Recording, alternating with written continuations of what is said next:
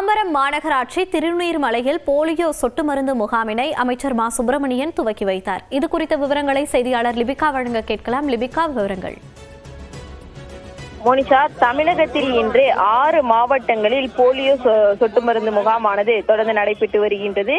தமிழ்நாட்டில் மட்டும் தற்போது இன்றைய தினம் செங்கல்பட்டு, மயிலாடுதுறை, சிவகங்கை, தஞ்சாவூர், திருநெல்வேலி மற்றும் விருதுநகர் ஆகிய 6 மாவட்டங்கள் தற்போது அண்டை நாடுகளில் இருக்கக்கூடிய அந்த போலியோ வைரஸ் பரவல் காரணமாக காணப்படுவதால் இந்தியாவில் இருக்கக்கூடிய பல்வேறு அந்த வைரஸ் நிபுணர் ஆலோசனை குழு முக்கியமான ஒரு குறியீட்டு அளவுகோலின் அடிப்படையில் இந்த 6 மாவட்டங்களில் போலியோ வைரஸ் பரவுவதற்கான வாய்ப்புகள் இருப்பதாக தெரிவிக்கப்பட்டிருக்கிறது. இதன் அடிப்படையில் தற்போது இந்த 6 மாவட்டங்களில் மட்டும் இன்றைய தினம் மத்திய அரசு சார்பில் இந்த போலியோ சொட்டு மருந்து முகாம் என்பது தொடர்ந்து நடைபெற்று வருகின்றது.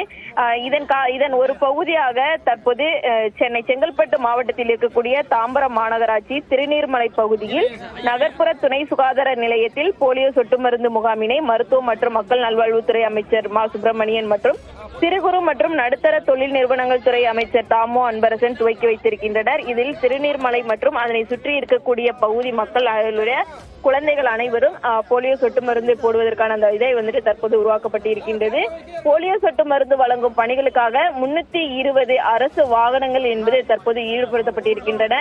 குறிப்பாக 5 வயதிற்குட்பட்ட அனைத்து குழந்தைகளுக்கும் இந்த 6 மாவட்டங்களிலுமே இன்றைய தினம் இந்த போலியோ சொட்டு மருந்து என்பது தற்போது நடைபெற இருக்கின்றது. இந்த மையங்களின் மூலமாக 7,88,000 குழந்தைகளுக்கு இந்த போலியோ சொட்டு மருந்து வழங்குவதற்காக தற்போது நிர்ணயிக்கப்பட்டு அதற்கான இது காலை 7 மணி முதல் தொடர்ந்து தற்போது வரை நடைபெற்று வருகின்றது. குறிப்பாக இந்த 6 மாவட்டங்கள்ல மட்டும் 7,091 மையங்கள் இந்த போலியோ சொட்டு மருந்து முகாம் என்பது தற்போது தயார் செய்யப்பட்டு தொடர்ந்து பல்வேறு பகுதிகளிலேயும் போலியோ சொட்டு மருந்து என்பது தற்போது வழங்கப்பட்டு வருகின்றது. மோனிஷா, விவரங்களை பதிவு செய்தமைக்கு நன்றி லிபிகா.